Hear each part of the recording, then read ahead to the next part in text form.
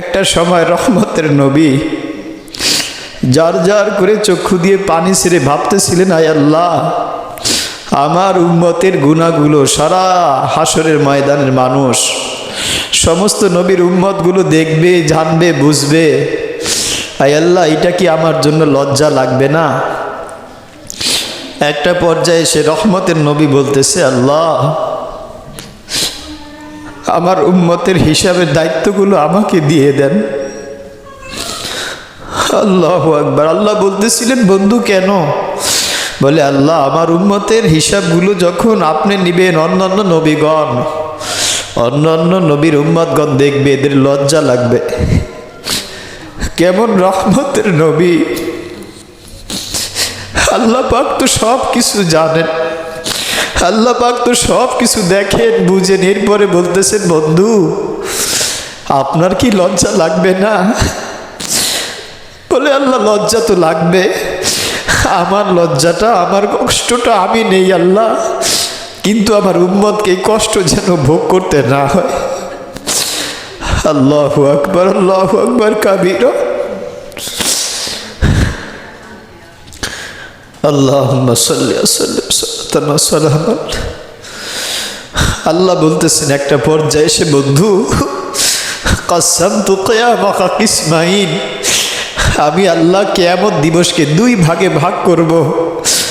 আপনাকে আমি দুনিয়াতে আমি আল্লাহ, আমি আপনার সাথে ওয়াদা করেছিলাম, অঙ্গীকার করেছিলাম যে আল্লাহ, আপনাকে আমি লজ্জিত করব না, যেহেতু উম্মত অপরাধ করে ফেলেছে, গুনাহ করে ফেলেছে। রাসূল, আমি কিয়ামতের দিবসকে দুই ভাগে, কাসামতু কিয়ামাকা কিসমাইন, দুই ভাগে ভাগ করব। এইখানে না আদম নবী, না মুসা নবী, না ঈসা নবী, বন্ধু, কোনো নবী থাকবে না, শুধু আপনি আর আমি, আনা ওয়া আনতা, আনা ওয়া আনতা, আনা ওয়া আনতা, শুধু একদিকে আমি আর একদিকে আপনি। বন্ধু, আপনাকে কেন লজ্জিত করব বন্ধু? আপনি একটু সিজদা থেকে মাথাটাকে এখন উঠা। আল্লাহ রাসূল বলবে, আল্লাহ, আমার উম্মতের এখনো ফয়সালা শুরু হয় না, কেমন করে আমি এই মাথাটাকে উঠাবো মাওলা? আল্লাহ, আমি যদি মাথাটাকে উঠাই, আমার অমুক উম্মতের নারীটা, অমুক পুরুষটা অনেক গুনাহ করে ফেলেছে মাওলা। আপনার একটা নাম দুনিয়াতে ছিল রহমান, রহিম, গফুর, কারীম। আয় আল্লাহ, এই সুবাদে আমার উম্মতকে আপনি ছাড় দিয়েছিলেন, কিচ্ছু বলেন নাই মাওলা। এখন আপনার একটা নাম তো আছে কহার, আপনি কঠোর হয়ে যাবেন মাওলা, আপনি অনেক শক্তওয়ালা হয়ে যাবেন। আমার বড় ভয় হয় তখন আমার হালাতটা কি হবে, আমার উম্মতের এই নারী পুরুষের কি অবস্থা হবে। হায় আল্লাহ, আমার উম্মতের ফয়সালা এখনো হয় না। উম্মতের জন্য আল্লাহ রাসূলের এত মায়া, এত মহব্বত, এত মহব্বত।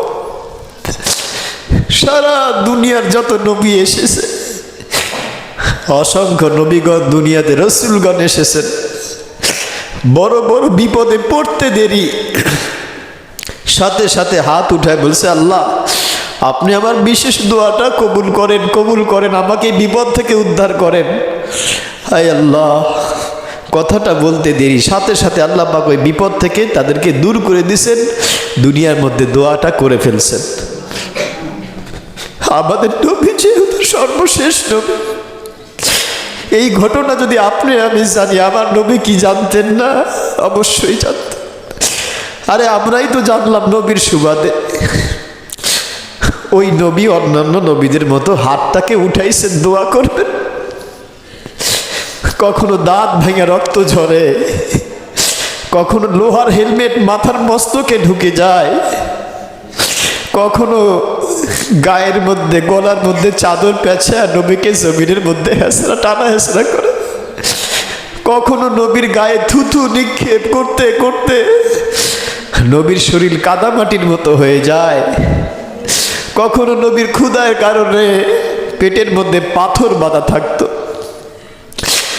কখনো নবী শীতের কারণে কাঁপতেন, কখনো আবার গরমের কারণে ছটফট করতেন, কখনো আবার পিপাসার কারণে কষ্ট পাইতেন। বাচ্চাদের অবস্থা ঘরের মধ্যে এমন থাকতো, একদিন হাসান হোসেন রাদিয়াল্লাহু তাআলা আনহুমা দুই ভাই এসে বলতেছে, ওগো নানা, ক্ষুধার যন্ত্রণা তৃষ্ণা সহ্য করতে পারতেছি না। নানা ভাই, বড় কষ্ট লাগতেছে নানা। আল্লাহ রসুল জিহ্বাটাকে বের করে দুই নাতিকে চষা বলতেছে, নে আমার জিহ্বাটাকে চুষে তো রাখা। ওই নবী দুই হাতটাকে উঠাইছেন কেন? ওই যে আগের নবীরা চেয়েছেন, সাথে সাথে পেয়ে গেছেন, দুনিয়ায় দোয়া কবুল হয়েছে। নবী হাতটাকে একটু উঠে আবার সাথে সাথে নামায় ফেলছেন, বলে আল্লাহ, আমার ভাই অন্যান্য নবীরা দুনিয়াতে দোয়া চেয়ে শেষ করে ফেলছে, আমি আমার এই চাওয়াটাকে আমার হাসান হুসাইনের জন্য না মাওলা, আমার মেয়ে ফাতেমার জন্য না মাওলা, আমার আব্বা আম্মার জন্য না মাওলা, আমি আমার এই চাওয়াটা আমার উম্মতের জন্য রেখে দিলাম আল্লাহ।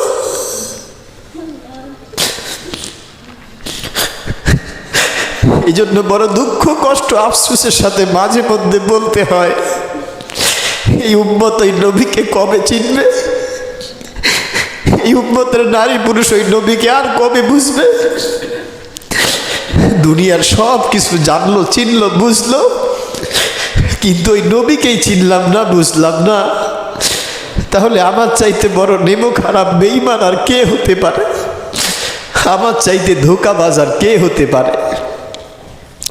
নিজের জন্য কোনো কিছু গ্রহণ নবী করেন নাই।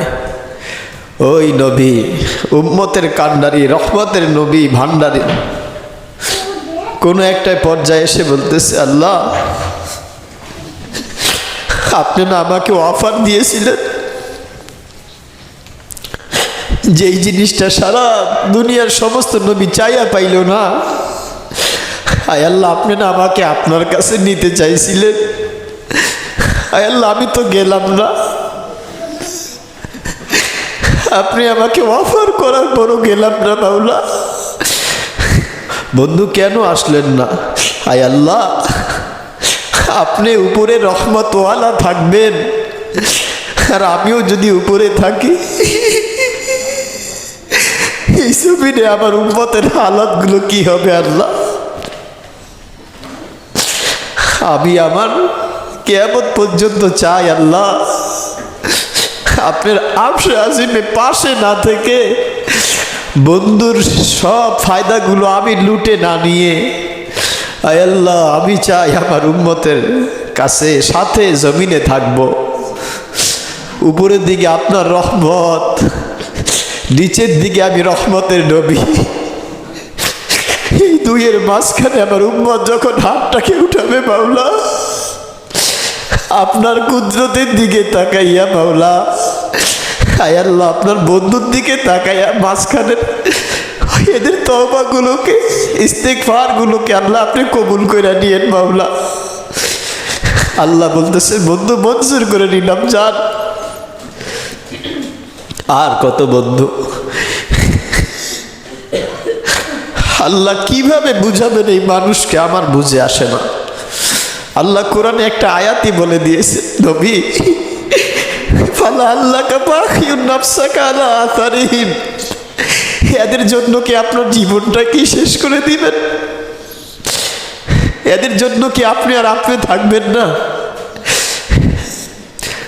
আল্লাহ বিভিন্ন আয়াতে, বিভিন্ন আঙ্গিতে, ভঙ্গিতে, দৃষ্টিভঙ্গিতে আল্লাহ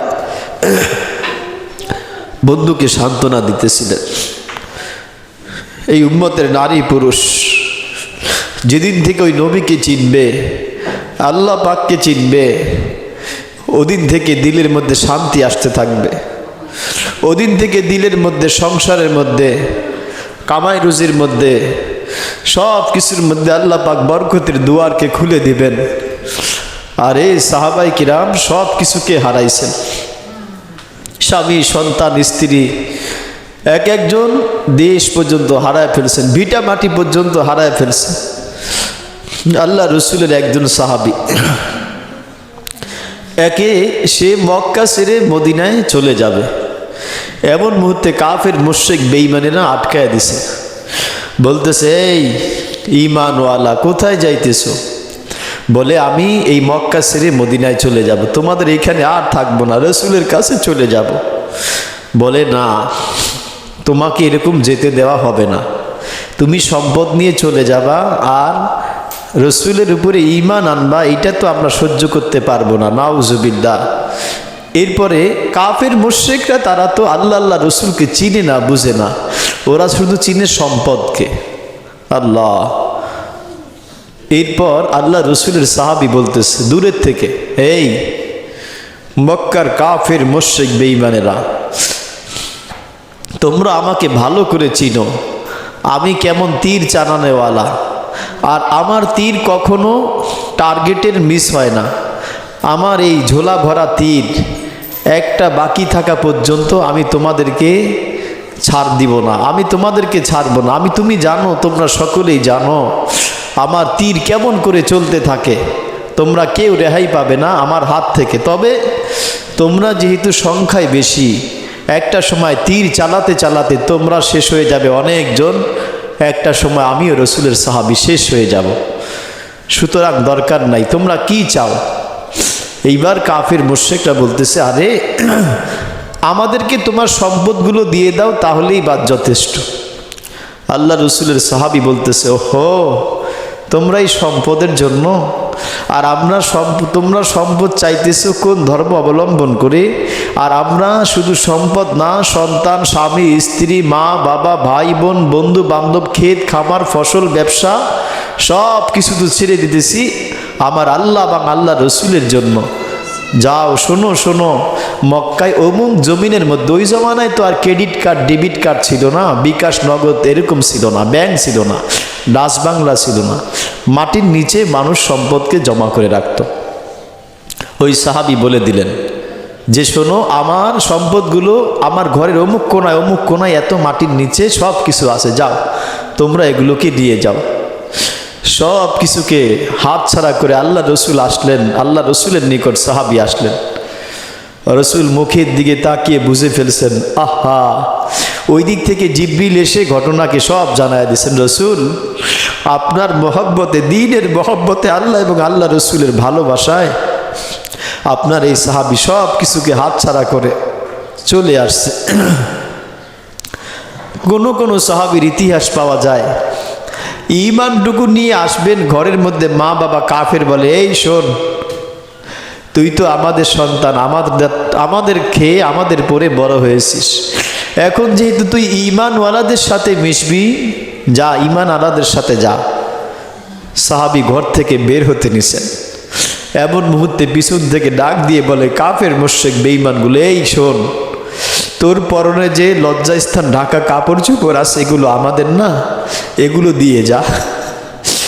তখন দিলের হালাতটা কি হয়েছে ওই মানুষটা ছাড়া অন্য কেউ আর বুঝবে না। বলতেছে, মাওলা,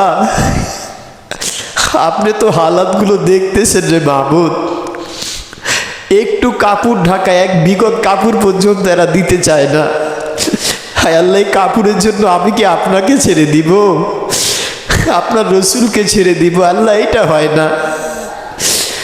কোনো রকম এদের কার সামনে থেকে হাত দ্বারা স্থানগুলোকে ঢেকে, জঙ্গলের লতা পাতা দিয়ে ঢেকে রসুলের সামনে আসছে।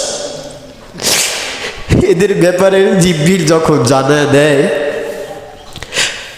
আল্লাহ রসুল চোখের পানি ছাড়ে না, বলে না, তোমরা ব্যবসায় বড় লাভবান হয়ে গেছো, তোমরা ব্যবসায় বড় লাভবান হয়ে গেছো। এই কষ্টের তুলনায় রে মা,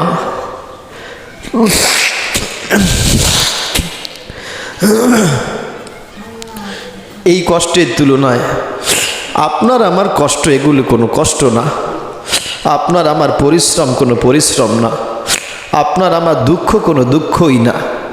এগুলোর সামনে এক সাহাবীর কষ্টকে হয়তো বা ভাগ করলে আমাদের সকল নারায়ণগঞ্জের মানুষের হবে কি না আমার জানা নাই।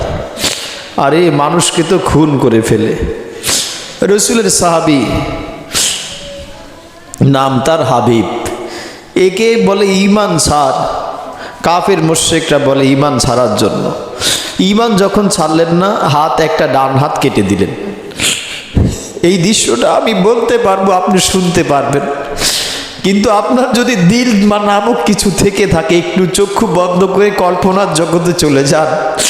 একটা সুস্থ জ্যান্ত মানুষের যখন গোড়ালি থেকে হাতটাকে কেটে দেয়, তার হালতটা কি থাকে? বলে ঈমান ছাড়বো না।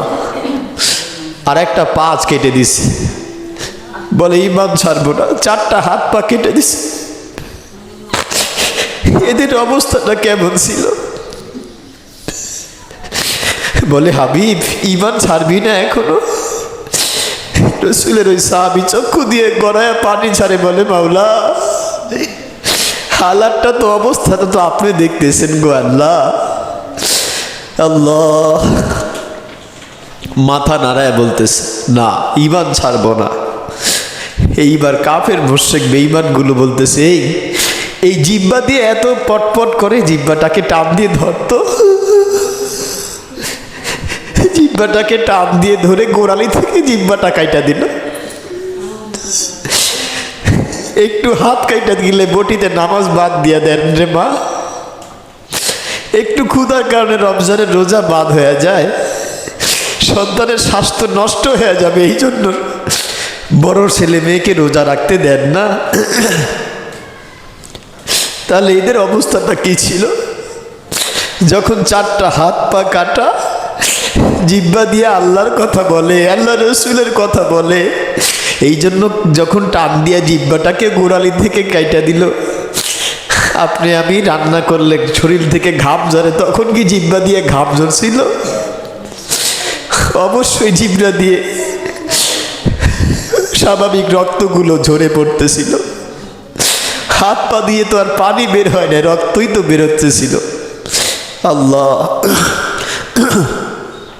হাত নাই, পা নাই, জিহ্বাটা ছিল সেইটাও নাই। এই হাবিব, এখন তো ঈমান ছাড়বি?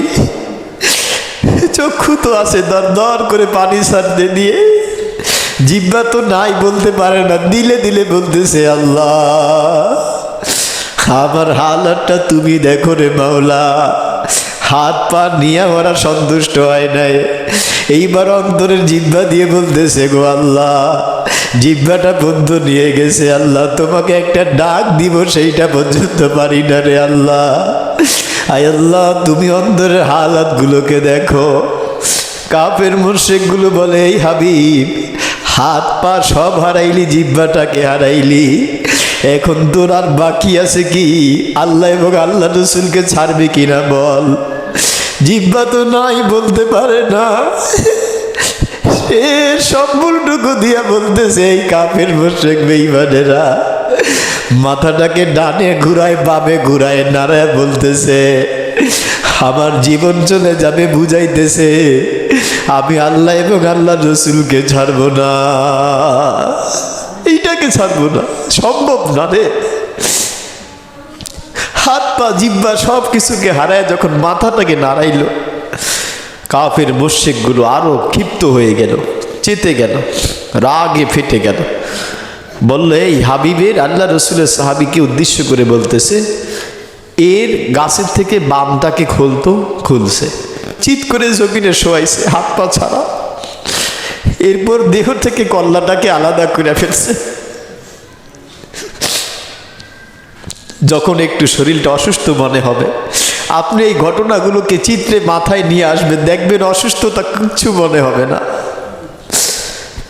এরপরে মাথাটাকে যখন দেহ থেকে আলাদা করে ফেলছে, কাটা মাথাটা বলতেছে, না না না না, আল্লাহ আল্লাহ রসুলকে ছাড়া তোদেরকে মানি না। এরপর ওই মাথাটাকে আর পুরা শরীরটাকে গোস্তের টুকরার মতো আলাদা করে ফেলছে। মা আমার, বোন আমার, আপনি একটু ভাবেন তো, আল্লাহ রসুলের কথা তো সত্য বলেন, আমার উম্মতের নারী পুরুষ যারাই যেইভাবে দুনিয়া থেকে বিদায় হবে, হাসরের ময়দানে তারা ওইভাবেই উঠবেন। এই সাহাবী যদি কাটা শরীর নিয়ে হাসরের ময়দানে উঠেন আর যদি বলেন আল্লাহ এদের কাছে রোজার ফজিলত পৌঁছাইতে যাইয়া, এদের কাছে নামাজকে পৌঁছাইতে যাইয়া, জাকাতকে পৌঁছাইতে যাইয়া, হজের ফজিলতগুলোকে পৌঁছাইতে যাইয়া আয় আল্লাহ আমরা টুকরা টুকরা হয়ে গেছি মাওলা, আমার নবী আমাদের জন্য চক্ষু দিয়ে পানি ঝরাইতে ঝরাইতে আপনি কি বলেন না রসুল জীবনটা কি শেষ করে দিবেন? আয় আল্লাহ আমরা নবীর জন্য, নবীর দিনের জন্য, আপনার জন্য জীবনটাকে এইভাবে বিলীন করে দিলাম। আয় আল্লাহ এরা তাই দিনের জন্য কি করেছিল বলেন? আহা বোন, ওই দিন কিন্তু কোনো যুক্তি চলবে না, ওই দিন কোনো আপনার আমার কোনো লজিক খাটবে না। এই জন্য সেই দিনের জন্য আল্লাহ পাকের ফরজ বিধান যা আমাদেরকে দিয়েছিলেন এগুলোকে পুঙ্খানুভাবে আদায় করা। রমজান তো রমাদানুল মুবারক আল্লাহ আপনাকে আমাকে দিয়েছিলেন লাআল্লাকুম তাত্তাকুন, যাতে করে মুত্তাকি হতে পারে। দেখেন না